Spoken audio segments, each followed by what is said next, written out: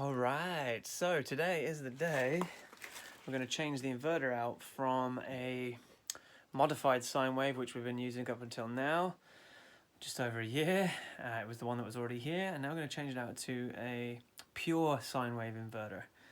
So this is what it currently looks like in here. We got the modified sine wave inverter here. The solar comes in through this breaker, and then it gets delivered to the charge controller here. There's another set of panels which come to this charge controller. Underneath all here is the batteries. So once it goes out of here, it goes down into the batteries, and then it comes back up into the inverter here, which then turns that 12 volt power into 120 volt power. So I'm going to be replacing this one with this one. So this is that's a 3000 watt modified sine wave, and this is 3000 watt pure sine wave. So it's going to allow us to use like more refined electronics, that kind of stuff. It's going to be a cleaner power source, so it's going to deliver a better power, so we can use screens and the different things that we have that are kind of easily destroyed by the modified sine wave. So things like instant pot and all that kind of stuff. So let's get this changed out.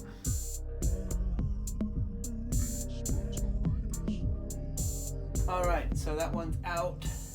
As you can see, that's the modified sine wave inverter. Did us well up until now. And it's doing fine, but like I say, going to be up for sale. Works great. Just don't want the modified stuff. So KIsae have just released this new one, 3000 watt 12 volt sine wave inverter. So this is pure sine wave. It's got a cool removable screen on the front.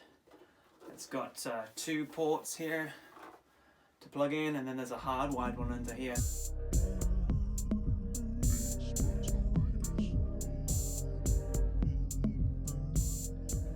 You know, it's not super neat in here, but I just want to get it in and wired up, and then maybe I can move things around, but everything's a little short, so I don't have too much room to move here. But this is the fuse that runs between the battery bank and the inverter.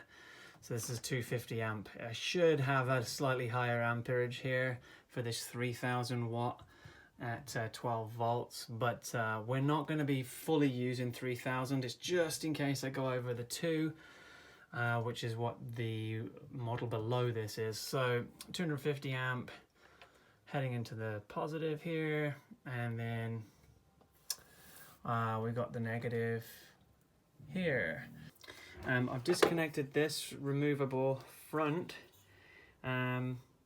just so I can see it, because the way this is aligned, I can't see it from in this corner. But this also comes with a long 25-foot cable, so I should be able to have this in the house, and I can turn the inverter on and off from there, change the mode, see what's going on here. So that's pretty cool. So I'm looking forward to seeing if that'll plug into the house. The only other thing I need to do is connect the ground here before I switch this on. So I'm going to run the ground from here up into this ground up here, and get it fired up. Alright, so I've ran that up. That's now connected into there. It doesn't look tidy, but you know, needs must. Tidiness can come later. Alright, so here we go. We got everything's connected. The first thing I'm going to do here is switch the breaker on. Let's connect it there. Alright, now let's see if this works.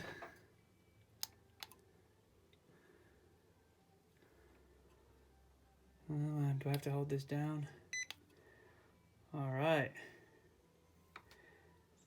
Looks like we've got something happening here. 13.1 amps. That's good. Okay, now that's running. I'm going to turn the power back on to the charge controller and the solar panels. This is firing up.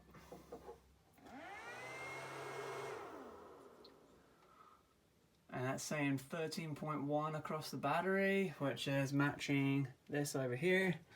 So it's working. So we'll get all that set up a bit neater at some point in the future, but now I know it's working. What we're going to do is we're going to plug in something.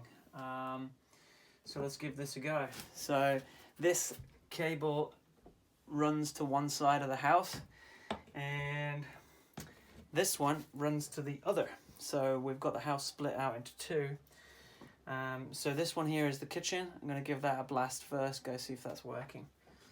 So let's plug it in. Okay, cool. We got power in the house now. It's a nice, simple, quick switcheroo. The only tricky part is going to be getting this thing now set up over there because it's a different system, but shouldn't be too difficult. But yeah, super stoked on the new setup here, and should be cleaner power. Okay, so I've been under the house. I've reconnected the wire to this new reader from the KISae, and I'm gonna now connect it up to the mounting spot that I already have here. So this is the Bogart trimetric meter which I use to see what the power's doing, but this is what was turning the old modified sine wave inverter on and off, using this button right here, so we could turn it off at night and back on in the morning. So now I'm going to remove this and hopefully install this one now. The really cool thing that I noticed a second ago, that if I pull this off, this little hole I cut for the previous one, it's pretty much looking like the identical size here. So let's hope it'll slot in nice and easy.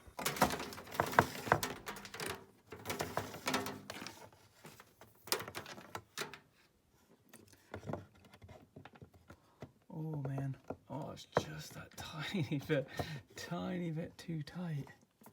Man, that's super annoying. Oh, we got it. Awesome. Let's hold it on. All right. Cool. So this thing's just made out of a shingle with some wood backing there and a couple hooks. So it fitted perfectly. Thank you, KISae.